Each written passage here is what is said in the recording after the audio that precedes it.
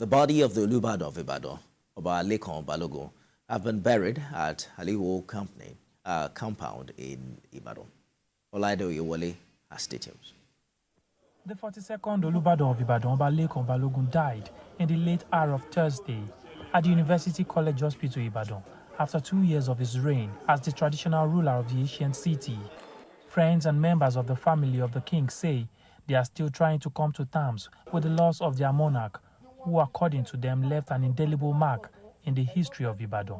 It's something unbearable for me, even for the whole family. It's unbearable for us. It's a great loss. A learned Oba, a senator, an experienced, old man. He has been conducting the affairs of the Olubadan Palace in the way most daughters and sons of Ibadan land, have been envisaging for. But God knows the best. After the demise of our former father, Ali Iwo Compound, he being an educated person, took control of the city, control of the elites, and managed, for the short period, managed the city very well, like an educated person. Before his final interment, the remains of the monarch was brought to the historic Mapo Hall for the lying in state, which was witnessed by traditional rulers, the Olubadan in Council, and other prominent people. Moving forward, his legacies, his memories will chart the course for us, not only in Ibadan land, but in Nigeria, in your state. He was an amiable monarch, as you all know, very friendly, very jovial, and we pray to Almighty Allah that he will meet his creator in peace. Finally, the king was laid to rest at his family compound as sympathizers bid goodbye to their king.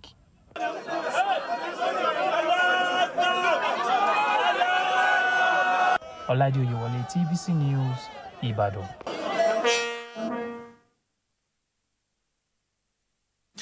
Meanwhile, President Bola Tinubu has condoled with the family of the Olubadan, the government of Oyo State, as well as the Olubadan Council, the Oyo State Traditional Council, and the people of Ibadan land over the loss. President Tinubu mourns the Olubadan, yet celebrates his remarkable life of service to his people, the state, and the nation. The president describes him, saying he was passionate, courageous, and an unrelenting advocate of the pristine ideals of peace, honesty, and unity. His wise counsel, according to the president, will be sorely missed at this time in the life of the country. President Tinubu asks all who are in mourning to find solace in the immortal legacies of the Olubadan.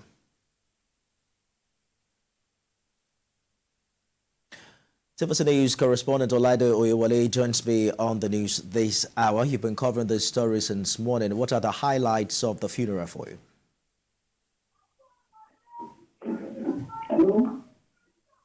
Olaide, what's been the highlight of the burial ceremony today? Of course, late in the evening around 4 today, the Olubadan was buried. Before his final interment, he was taken to the Mapo, the historic Mapo, where the lying in state took place.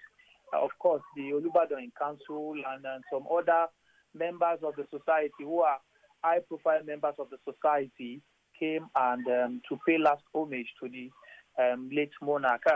Of course, residents of Oyo State who were also privileged to be in the premises were also there to at least have a glimpse of what their king is at this point. So, like I said earlier, we are expecting that the new king is announced according to the structure of ascension in Ibadan. Nifemi. Olubadan, you are live for us in Ibadan. Also joining me now is the Ali Balogun of Ibadan land and a member of the Olubadan Advisory Council, High Chief Olubumi Isioye. High Chief, please accept our condolences on the demise of the Olubadan. Thank you. Let's talk about the succession plan. precisely what's the next line of action in the process of crowning a new king? Well, the hierarchy in Ibadan is very special, and it will be retained. The Olubadan that just died is from the Otun line. So the next Olubadan will come from the Balogun line. And the Balogun today is His Royal Majesty Oba Olakunle.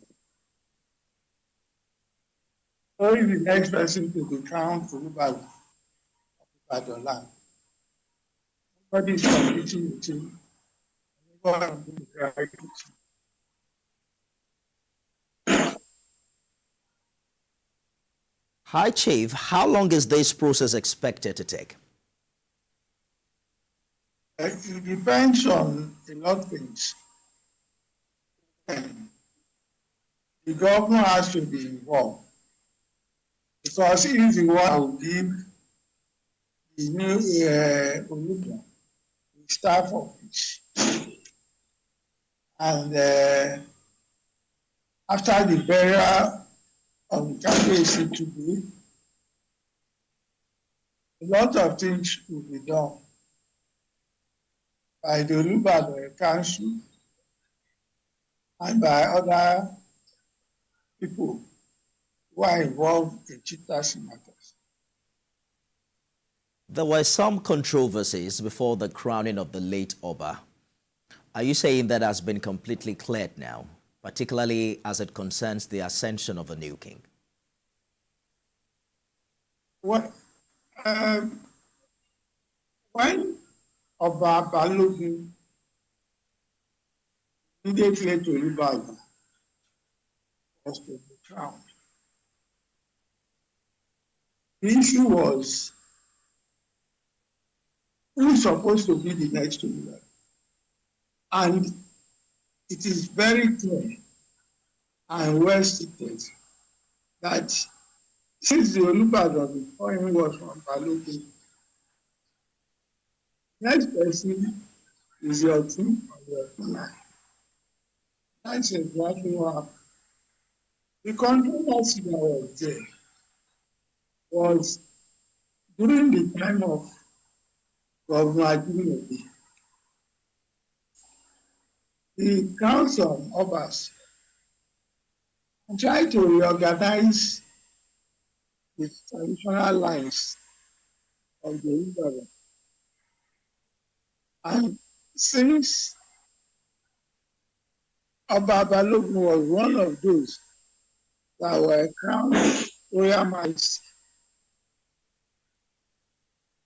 and Oba Lawrence came to court,